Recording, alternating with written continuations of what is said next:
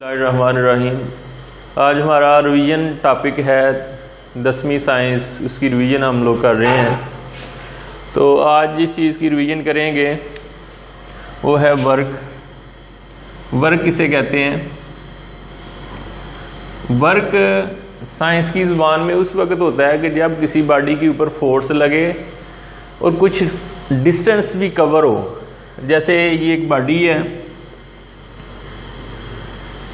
इसके ऊपर फोर्स लग रही है और ये फोर्स लगने के बाद ये बॉडी इधर आ जाती है। इसने जो डिस्टेंस तय की है वो डी है, तो हम कहेंगे कि इसने वर्क किया है। तो वर्क क्या है? किसी बॉडी के ऊपर फोर्स लगे और थोड़ा सा फासला वो बॉडी तय करे तो उसको हम वर्क कहते हैं। तो जब इसकी इक्वेशन देखेंगे तो work is equal to force multiply distance.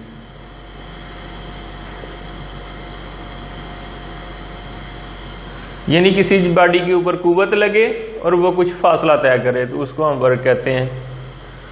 अगर एक बॉडी जो है वो किसी वेट को उठा के, मैस को उठा के, एक बंदा तो 1 घंटा तक भी खड़ा रहता है तो साइंस की ज़ुबान में उसने कोई वर्क नहीं किया, उसका वर्क ज़ीरो है। क्यों उसने वर्क नहीं किया?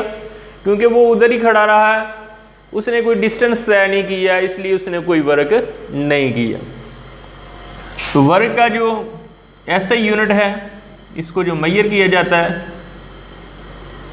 जूल में मेजर किया जाता है इसको, ऐसा यूनिट जूल। एनर्जी का भी यूनिट जूल है और वर्क का भी यूनिट जूल है। तो ये था टॉपिक वर्क के बारे में कि वर्क क्या है। आगे हम स्टडी करेंगे इलास्टिक पोटेंशियल एनर्जी को। इलास्टिक पोटेंशियल एनर्जी की रिवीजन करेंगे।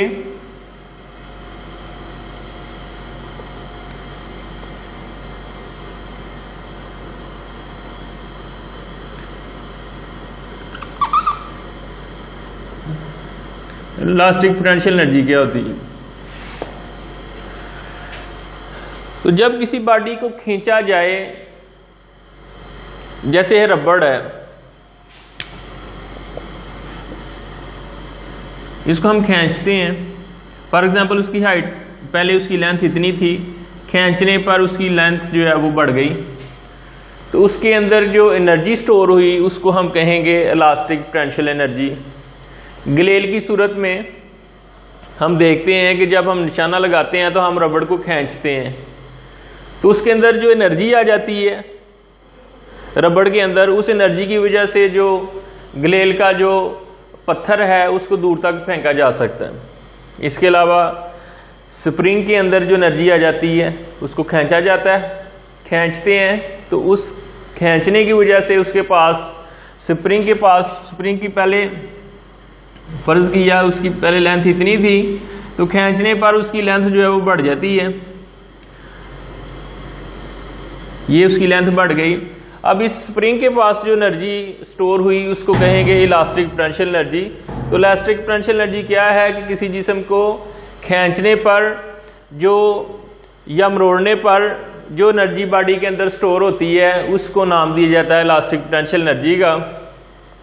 तो आज हमारे एक तो वर्क का टॉपिक है, एक इलास्टिक पोटेंशियल एनर्जी, एक है आगे है हरारत।